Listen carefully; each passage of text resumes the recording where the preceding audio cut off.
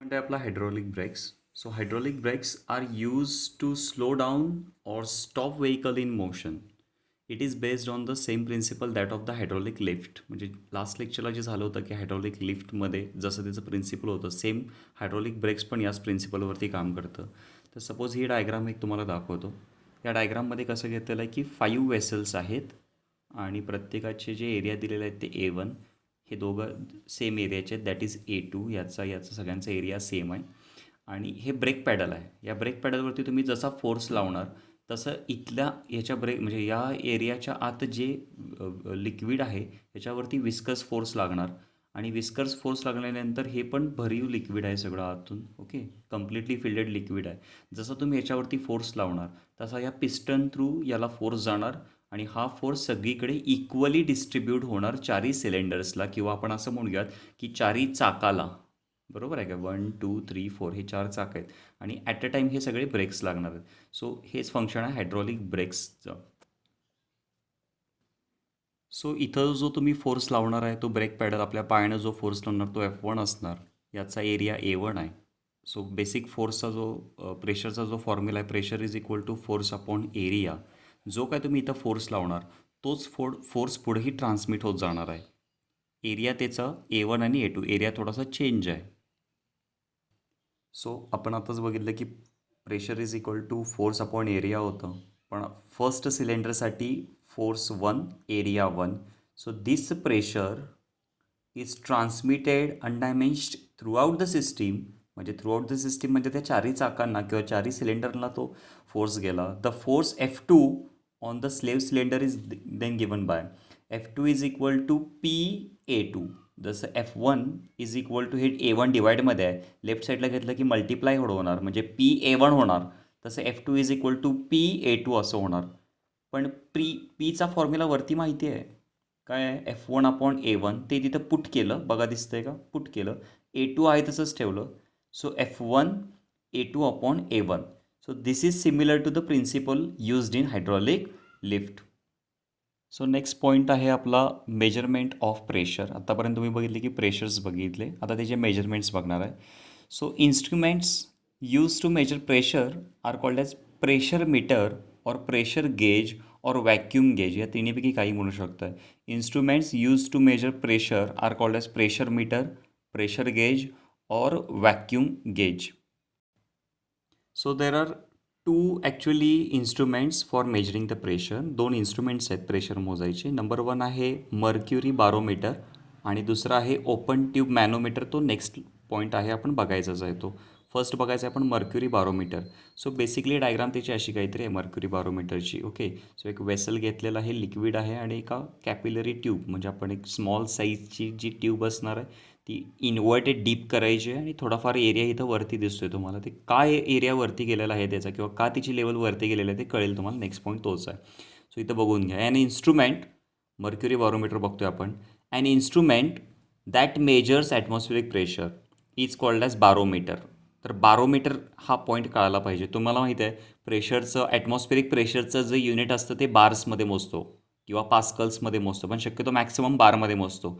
So barometer म्हणजे atmospheric pressure measure करणारं instrument. So one of the first barometer was by Italian scientist Torricelli. So हे सायंटिस्टचं नाव आहे Torricelli. The barometer is used in the form of glass tube completely filled with the mercury. So हे जे liquid होतं ते mercury होतं and placed upside down a small dish containing mercury. Its schematic diagram is as shown in this figure. So this is something mercury barometer. So basic idea of mercury barometer is it measures the atmospheric pressure. It is designed by Torsels and it is filled with the mercury.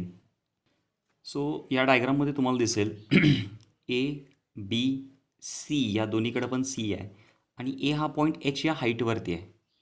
Glass tube एक घेतली आहे ती inverted ठेवलेली आहे. So glass tube about 1 metre length and diameter 1 centimetre. So this is 1 metre length and हा जो diameter आहे तो 1 सेंटीमीटर आहे. Is filled with the mercury up to its brim.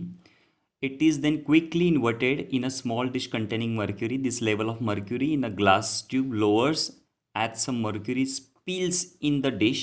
जोपर्यंत थोडंसं हे पसरणार नाही आहे मर्क्युरी तोपर्यंत आपण काय करायचं आहे, ग्लास ट्यूब जो की होता तो थोडासा असा हाईटला ठेवायचा या बेसपासून, चिटकून ठेवायचा नाही आहे. Okay. So the level of mercury glass tube, okay, lowers as some mercury spills in the dish. A gap is created between the surface of the mercury in the glass tube and closed end of the glass tube. So हा जो gap दिसतोय का बघा तुम्हाला, हा gap automatically create होणार आहे. आता या गॅपचं नाव आहे टॉर्सिल्स गॅप. काय नाव आहे याचं? टॉर्सिल्स गॅप इथं आहे. The gap does not contain any air, then it is called as a Torricelli's vacuum or Torricelli's gap.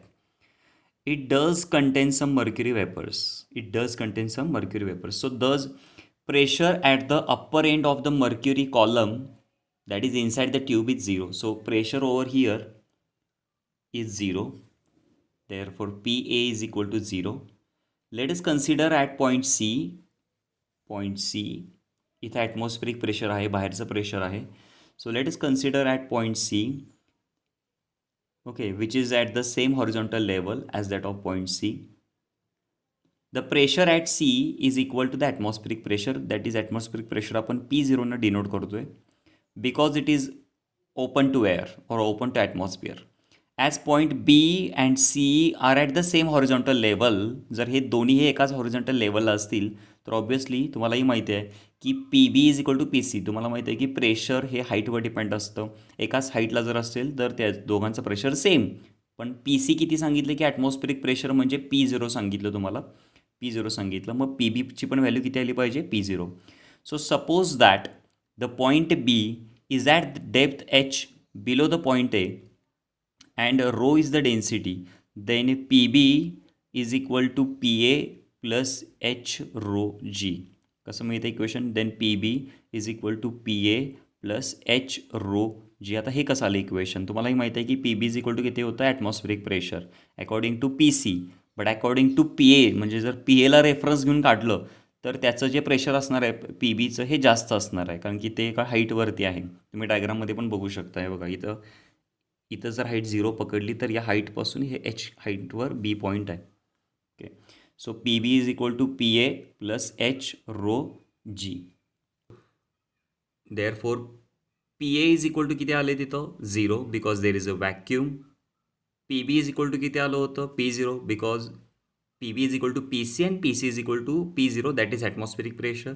So therefore P0 is equal to H rho G, where H is the length of the mercury column in the mercury barometer. Next point आहे आपला open tube मॅनोमीटर. मगाशी होतं barometer, आता आहे manometer. A manometer consist of U shaped partly filled with the low density liquid such as water or kerosene. This helps in having a large level differences between the levels of liquids in the two arms of the manometer.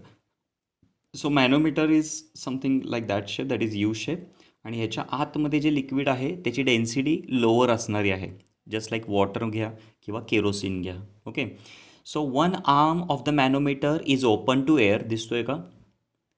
And one arm of the manometer is container. Okay. It is connected to the container D. Okay. मग त्याच्या आतलं जे pressure असणार आहे ते let's say की P pressure आहे. So जे ओपन एंडला प्रेशर असणार आहे ते atmospheric pressure obviously. Therefore pressure at A is equal to P0. Therefore इथं तुम्हाला पॉईंट दिसेल C आणि B आणि C पॉईंट दिसेल.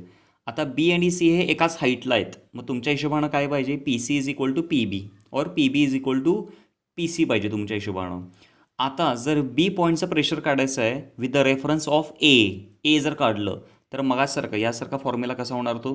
PB is equal to P0 plus H rho G. PB is equal to P0 plus H rho G, where rho is the density of the liquid in the manometer and H is the height of the liquid column above the point B and G is the acceleration due to gravity. आता तुम्हाला माहिती होतं की P is equal to काय होतं? PC होतं. Okay.